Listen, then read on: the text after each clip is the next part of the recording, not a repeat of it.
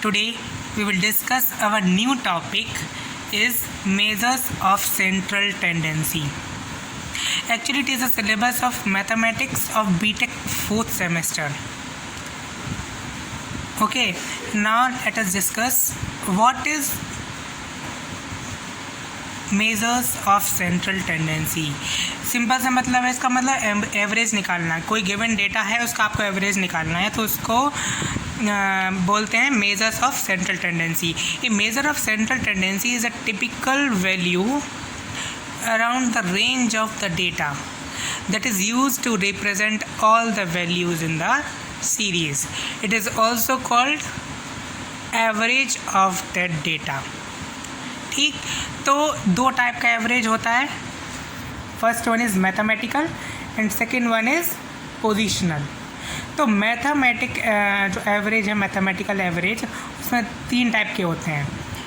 Arithmetic mean, simple सा mean निकालना है आपको. मतलब तो मीन कैसे निकालते हैं, मान लो आपको वैल्यूज़ दे रखी हैं 2, 4, 6, 8. ठीक, तो मीन कैसे निकालते हैं, इनका टोटल कर दिया और फिर जितने ये नंबर ऑफ आइटम्स हैं 4 हैं तो टोटल अपॉन पहले उनका टोटल किया, फिर जितने नंबर्स हैं अपॉन में n. ठीक, तो first one is arithmetic mean, second one is harmonic mean and third one is geometric mean. ठीक, अब है पोजिशनल एवरेज. इसमें आपको पोजीशन फाइंड करनी होती है. मतलब आपको मीडियन और मोड, इसमें दो तरीके के होते हैं, मीडियन और मोड. इसमें आपको मीडियन और मोड फाइंड करना होता है.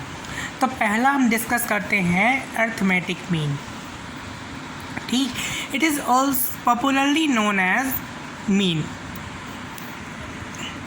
It is obtained by the dividing the sum of all the values by the number of items.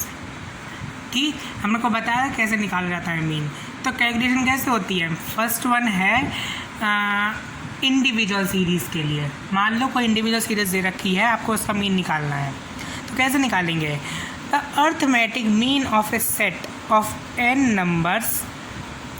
मान लो टोटल नंबर n है और उसमें वैल्यूज दे रखी हैं x1, x2 upon two xn is denoted by x बार. तो ये आपका जो मीन है वो x बार से डिनोट किया जाता है. कैलकुलेट कैसे करते हैं, x bar is equals to x1 plus x2 plus dot dot dot xn upon n. ठीक, या फिर x bar is equals to sigma x upon n. Sigma x है total number of values, total कर दिया उन values का. n जितने numbers हैं, मान लो 4 हैं तो अपॉन 4 जितने भी हैं. ठीक, अब हम क्या करेंगे, क्वेश्चन करेंगे फिर समझ में आएगा. तो क्वेश्चन दे रखा है, the following are the marks of 10 students, calculate the AM of the data. अब देखो यहाँ पे 10 स्टूडेंट्स दे रखा है, मतलब n आपको गिवन है इसमें.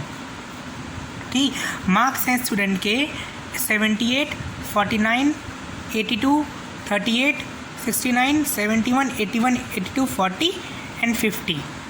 ओके, तो n आपको दे रखा था 10. फॉर्मूला क्या होता है, x bar is equals to sigma x upon n. Sigma x यहाँ पे क्या किया, जितनी वो वैल्यूज दे रखी थी, ये 78, 49 को टोटल कर लिया. ठीक, और कितनी वैल्यूज हैं n, तो अपॉन 10. इनका टोटल आया 640, 0 का 64. आपका मीन आया 64. ठीक है, अब निकालेंगे डिस्क्रीट सीरीज़ के लिए. अभी हमने निकाला था इंडिविजुअल सीरीज़ के लिए. तो in discrete series frequency distribution, frequency f are multiplied by the value of x to get the sum of the product fx divide the sum of the product by the total of the frequencies. मतलब इसमें simple सा ये है, आपको एक वो class interval दे रखा होगा, फ्रीक्वेंसी भी गिवन होगी आपको इंडिविजुअल सीरीज फ्रीक्वेंसी गिवन नहीं थी, सिर्फ स्टूडेंट के मार्क्स गिवन थे. बट इसमें क्या होगा, आपको फ्रीक्वेंसी भी गिवन होगी. तो आपको कैसे करना है, फॉर्मूला होता है इसका, x bar is equals to sigma fx upon sigma f. मतलब आपको जो क्लास इंटरवल है उसका और फ्रीक्वेंसी का मल्टीप्लाई करके उनका टोटल करना होगा अपॉन जितनी फ्रीक्वेंसी का टोटल आया वो सिग्मा f. तो क्वेश्चन देखेंगे फिर देखते हैं आगे। एग्जाम्पल है find the mean from the following data. X आपको गिवन है, एफ आपको गिवन है, ठीक। पहले टेबल बनाएंगे एक्स एफ, फिर इसका मल्टीप्लाई क्या होगा, 8 3 जा 24, 9 5 जा 45, 10 8 जा 80, 11 12 जा 132, 12 7 जा 84, 13 5 जा 65। अब क्या करेंगे, हम इनका करेंगे टोटल, सिग्मा एफ एक्स का टोटल करेंगे और सिग्मा एफ का मतलब इनका टोटल करेंगे पूरा, इसका पूरा इसका पूरा। इसका टोटल आएगा आपका 430 और इसका आएगा 40। तो फॉर्मूला में पुट कर दिया हमने, x bar is equals to sigma f x upon f sigma f, तो x bar is equals to 430 upon 40, 0 0 cancel, 10.75, ये आपका मीन आ गया। अब यहाँ पे क्या कुछ बुक्स में यहाँ पे एन भी गिवन होगा, सिग्मा एफ की जगह आपको एन गिवन होगा। तो एन का भी मतलब ये होता है कि आपका जो फ्रीक्वेंसी गिवन है आपको उनका टोटल करना है, समझ में आया। अब हम देखते हैं कंटिन्यूअस सीरीज़ के लिए। आपको एक कंटिन्यूअस सीरीज़ दे रखी होगी और आपको फ्रीक्वेंसी भी गिवन होगी उसमें, ठीक। तो calculation of A M from for continuous series same as discrete series but mid value of each class is used as x.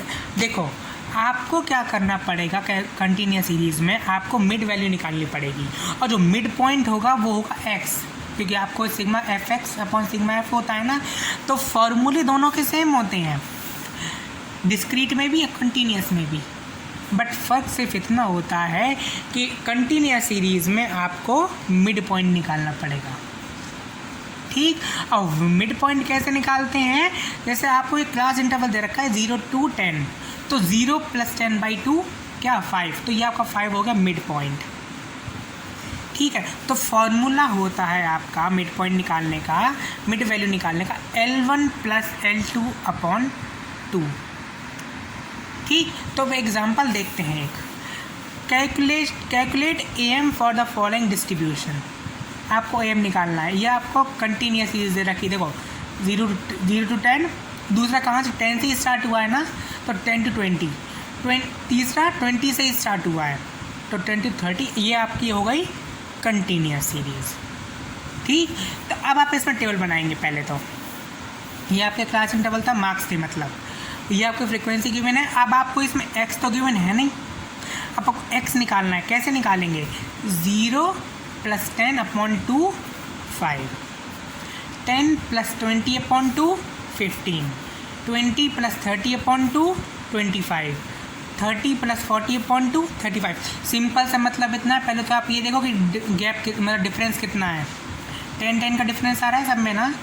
अब पहला निकाल लो पहले आप, तो 5 आया, अब फिर 10 ऐड करो 15, फिर 10 ऐड करो, आपको 10 ऐड करते जाना है, आपका मिड पॉइंट निकलना आएगा।